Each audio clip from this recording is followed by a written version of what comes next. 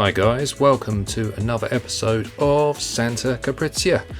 I'm Ping Yao and you're watching episode 13 of this series.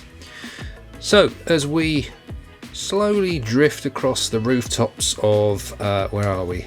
North Kennet, somewhere around there, which is one of the suburbs of Santa Capricia.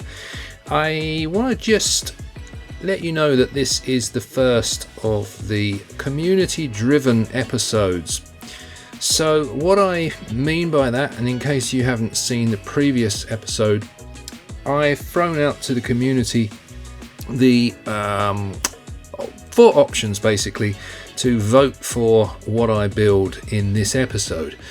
And the 4 options were the Bay Bridge, the steel mill, the downtown of Postillion, which is the second city of Santa Capricia, and the lakeside town and dam area. Now, of those 4 options, there was a clear winner. By 50% of the vote, the steel mill won, and secretly I was actually quite pleased because that was the one I really wanted to do. So I promise I didn't cheat. There was no vote rigging. It was a genuine poll, and yeah, the steel mill won. So this is the area of the build, and you can see I've already put down a few little assets and props and bits and pieces that I want to use, including the vanilla steelworks itself, which I think is from the DLC, Industries DLC, and a few other bits and pieces that I thought would work for this build.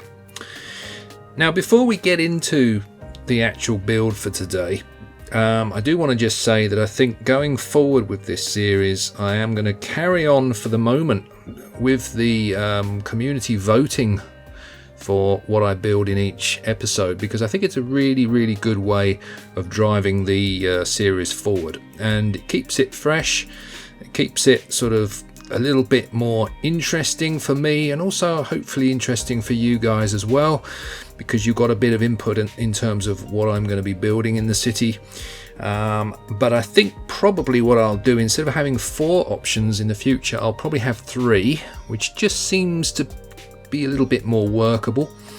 So going forward with this episode, I want the 3 options that were from the last vote. So I'll round everything up at the end again so you guys know what we're talking about. But basically the 3 options that ran over from last time will be the 3 options for this episode. And then going forward I'll have a new option each episode. And I think that keeps it quite interesting. Also, just it stops me from getting stuck, because I found with this city, because it's such a big build, that I wasn't quite sure where to start next. And if I have actual specific builds, then whatever is voted is whatever I build. So I think it's a really, really cool way of keeping the episode moving. But anyway, let's get down to the business of the day, which is this steelworks.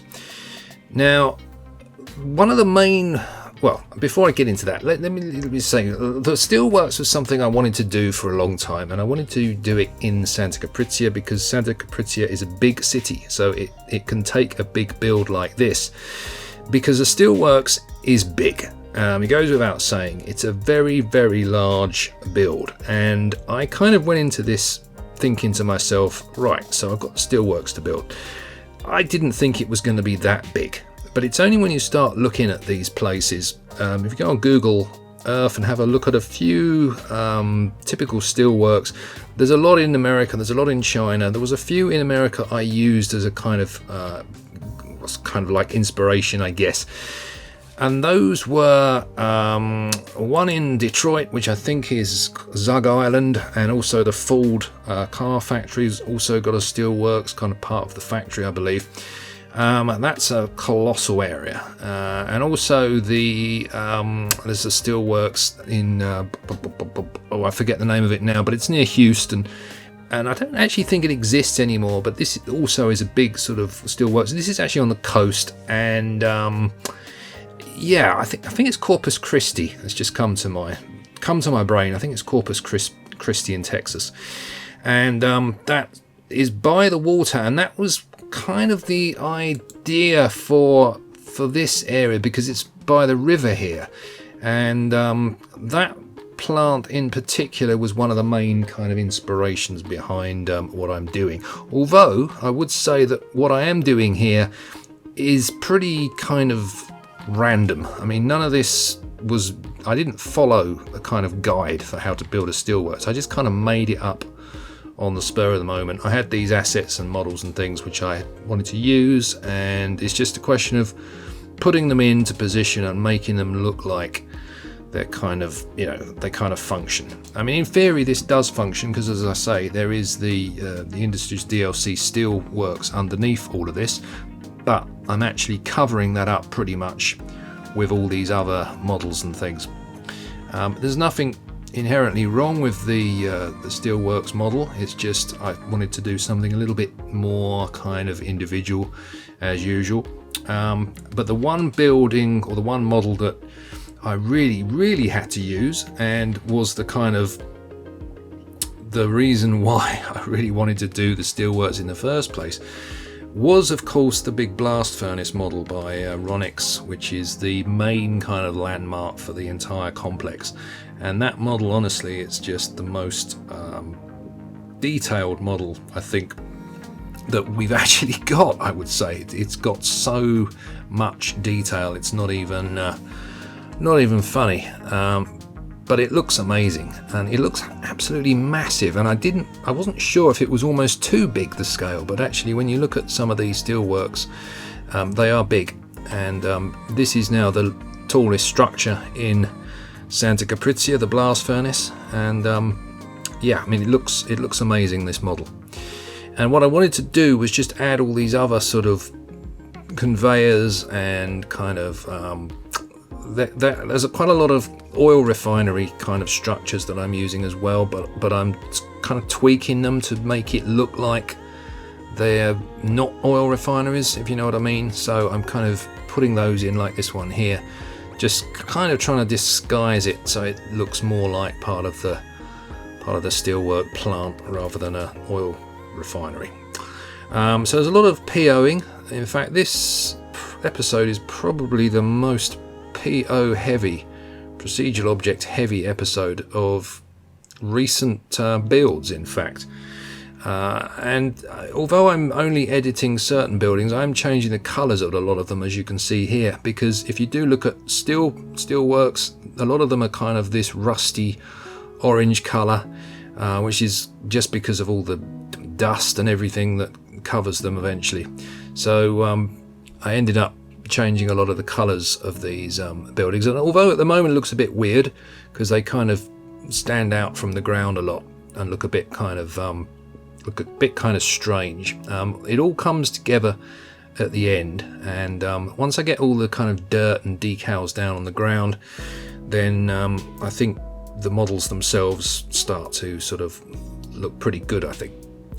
So this is just an oil tank that, again, I'm just procedural objecting the hell out of it just to get it to sort of fit in that spot there. And of course putting another railway down just to well, really just to connect to the steelworks, because most steelworks will have a railway, some tracks and things of some description where you get all the ore wagons and things in. Now, a lot of steelworks, if you look at them on Google Maps or Google Earth, whatever, then you'll see there's a lot of areas around the plant which is just for storage of the bulk materials, things like the kind of iron ore, coal, and all the sort of bits and bobs that go into making steel. And that covers a massive area in itself. And I wanted to try and do that to some extent with this build. So a lot of these empty plots that are around the plant itself will then become areas where they can store all the sort of raw materials. So I guess all of the raw materials are brought in by the train and unloaded, and all these conveyors and things then shuttle all the sort of material to the relevant parts of the plant for the process of manufacturing the steel. So I don't even want to sort of get into how these plants work, because I've got no idea, to be honest. But as I say, the idea behind this was just to make it look like it was as kind of, it looked like it was a functioning industrial structure of some kind. Well, it still works. But yeah, I think the end result, and you'll see at the end with all the cinematics, it comes out pretty well. One of these builds where you're building it and you're thinking, I'm not quite convinced about this, but I think at the end of the day, it all came together, which is what happens a lot of the time with this game. You end up spending hours and hours, and it's just me, but I spend hours and hours, and I think to myself that, is this actually going to look any good? And it's only kind of at the last minute where suddenly everything just starts to come together. And I think when you start putting decals down and you get enough little props and things, enough bits of detail there, that you get suddenly this kind of sense of scale. And that really is what happened with this build. What I also ended up doing with the steelworks is also just adding in a lot of the kind of peripheral area as well. So with this, there was a question of putting in these kind of areas for all the raw materials, but also I started adding in some other industrial buildings, kind of warehouses and lots of sort of little factories and things like that, because I didn't want the steelworks to just be kind of on its own. I wanted some kind of context to it. So you'll be seeing, as we progress with this video, me expanding out from the center of the steelworks just to try and get a bit more kind of detail around it.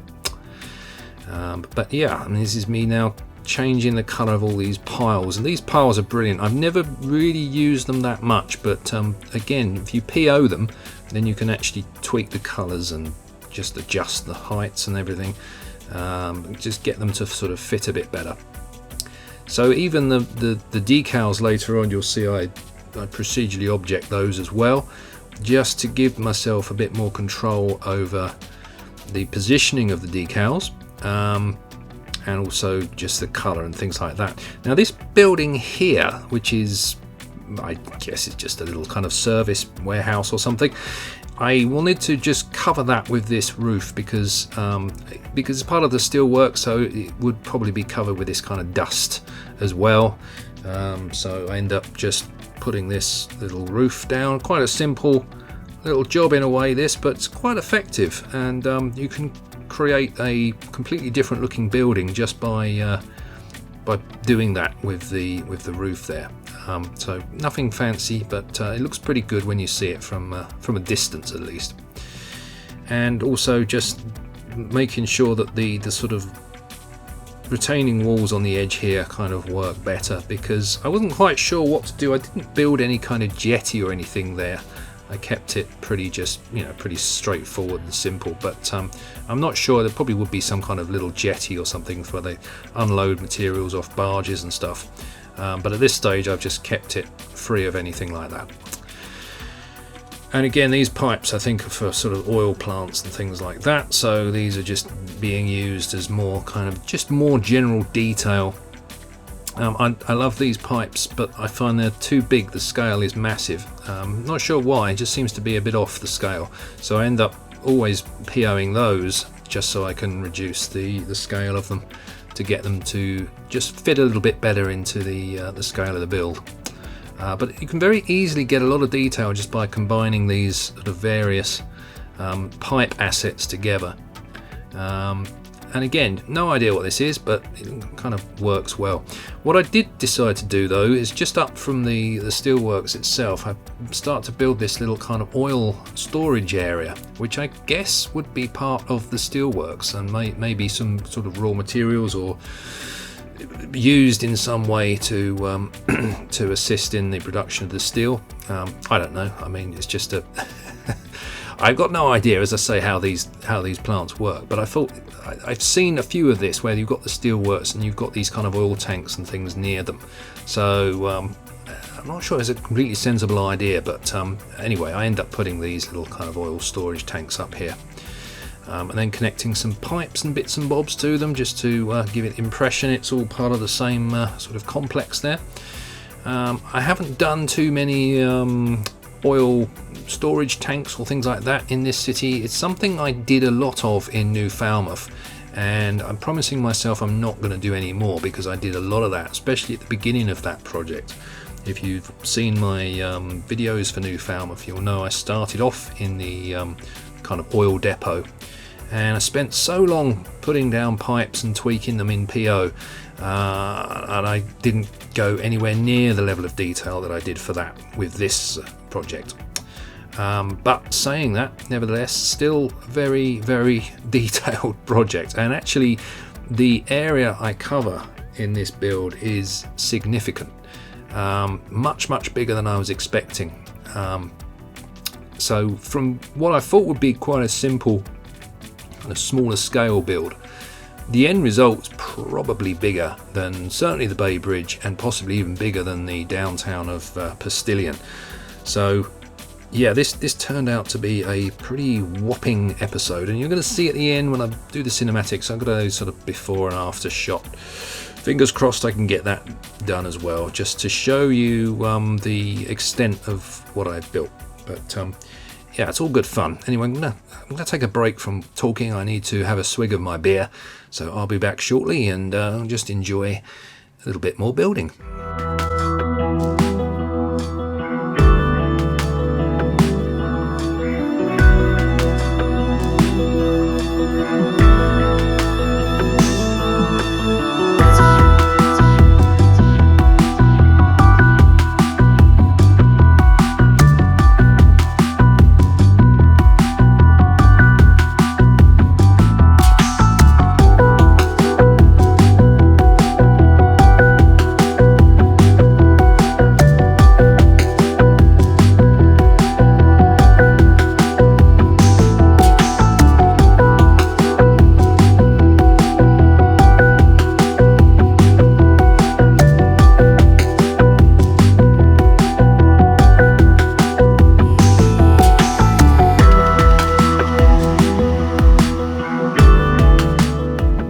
You can see what I've been doing is changing all those decals to procedural objects as well. As I say, it just gives me a bit more control, but it also stops my prop limit from going crazy, because I'm using a lot of props and assets here. Well, I say a lot of props, but I'm converting a lot of them to procedural objects, because as far as I'm aware, there's no limit to procedural objects, so you can go as crazy as you want.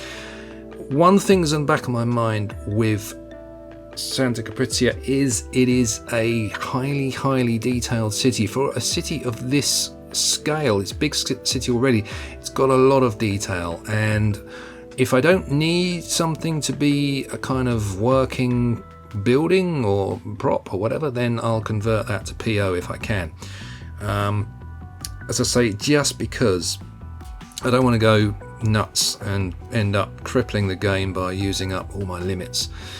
The only limit I can't really do much about is the nodes, and to some extent segments. There's a limit on that. To be honest, I've not actually looked at the limit, so I don't know how many nodes or segments I've used, and to be honest, I'm a bit scared to look actually, in case I've only got like a few hundred left. But yeah, I'm just fingers crossed I'm not going to run into problems, but it's constantly on my mind when I'm doing these kind of builds, just to try and make sure that I'm, being as sensible as I can with especially these sort of network fences and things. I think that could be my downfall, the network walls and network fences, using quite a few of those, and obviously they take up nodes and segments. So anyway, this is a container, shipping container, and in fact this is a truck trailer, and what I'm doing here is,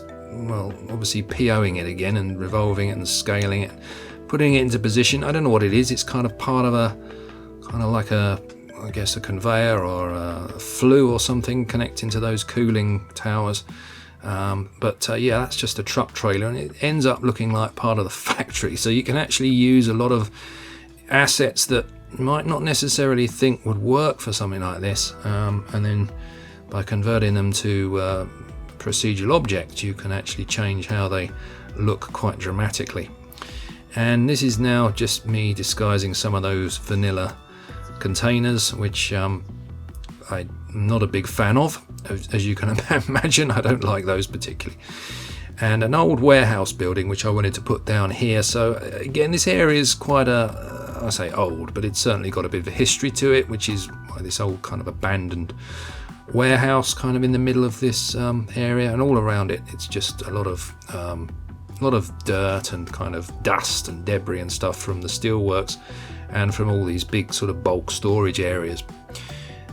Do not underestimate how big these industrial spaces are. They are massive, and don't worry about filling up everything either. That's the one thing I've learned when you're building in CS. Don't worry about filling every single area, because often, especially these kind of industrial areas, they have areas that are empty, that are sort of waste ground areas or yards and places where there's not a building or there's nothing particularly of any note. And those kind of spaces help to make it look that much more realistic, I think, if you can create those. So yeah, it's just something I'm kind of aware of. Yeah, I mean, there's a lot of this going on, and what I end up doing here, as you can see, is converting all those to procedural objects as well. And it means that I've just got a little bit more kind of control, and I can sort of raise and lower those to some extent as well, which I can do in Move It, but I find in procedural objects it's just a little bit easier, I think. Now this area here I'm going to be building towards the end of the video is going to be a few little kind of lakes and things here, and I'm not going to get into that yet, but before I do that, I'm going to put a few more warehouses and kind of buildings, kind of industrial buildings, small factories and stuff like that. So again, I'm going to leave you with a bit more building work, and I'll come back towards the end of the video and explain what I'm doing there.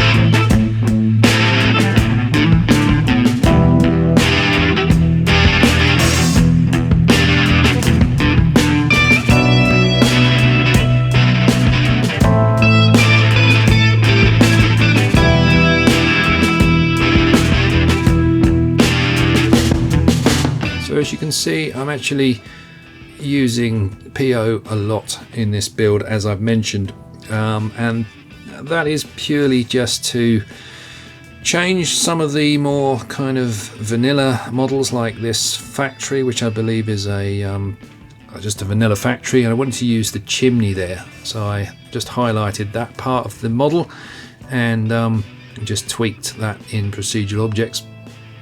So you can actually use PO really well on some of the vanilla models, just to change how they look, change their size and scale and so forth.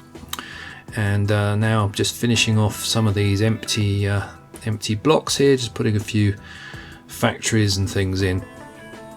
I actually end up doing quite a lot of extra detail, which I'm not going to show you on this video, because I probably spent about the same amount of time adding all the little details in, just as much time adding those in than the actual main kind of build that you've seen on this part of the video. So I didn't want to bore you with all that, but this is just putting some smoke on top of this chimney here. But yeah, there is still quite a bit of extra work to do even at this point, even though we are getting close to the end of this video. So this is another rail line that I'm just putting in. There's quite a few rail lines servicing this area, so I wanted to put this one in here, just going across the river there. And then the last part of the build are these lakes that I mentioned briefly, which are some kind of, I guess they're kind of an industrial pond or something, and I'm not sure what they're used for, but I saw some of these on Google Earth around steelworks and things, and they don't look particularly. They don't look like a very natural lake to me. That obviously some kind of man-made lake, and God knows what they've got in them. But you wouldn't want to go swimming in them, I don't think. Those sort of strange colours. Probably got lots of I don't know, waste product or something from the steelworks, something like that. But I don't know, who's to say? I'm not an expert, but I wanted to make or try and make these little sort of ponds next door to the steelwork, just to make it a little bit different, a bit of a different sort of, a little bit of a different build. So I end up using ploppable asphalt and just changing the colour because I couldn't work out how to get the colour otherwise. I wanted to get these kind of slightly garish looking colours that these ponds seem to have, yeah, so this is me just sort of filling in these little ponds here. So this is pretty much the end of the episode. You'll be seeing a lot of this area in the cinematics. You'll see how all this sort of relates to everything. As mentioned before, there'll be another vote. I'm going to make a Twitter poll. I couldn't make a YouTube poll last time, given up with doing that on YouTube, so I'll put a link in the description of this video where you can find the Twitter poll, and it'll be a vote again for the 3 options, which are of course the Bay Bridge, which is the main kind of connection between the mainland, this part that I'm building at the moment, or I've been building for the last year, and the island where Santa Capricia will be, the downtown of Pastilian, which is, as I say, it's kind of the second city of Santa Capricia. So that will be an interesting build. Or the third option you can vote for is the dam and the lakeside town, which is a bit further out of town, but I think also an interesting build. So those are the 3 options. As I say, there'll be a link to the Twitter vote in the description. So go and check that out, and I shall be leaving you with a few cinematics. And yeah, so that's pretty much it, guys. It's been a fun build, actually, this. I've enjoyed it very much. So thanks for watching, and I'll see you next time. And I wonder what I'm going to be making. Well, I'm going to leave that up to you. You decide. I'll build it. Cheers for now.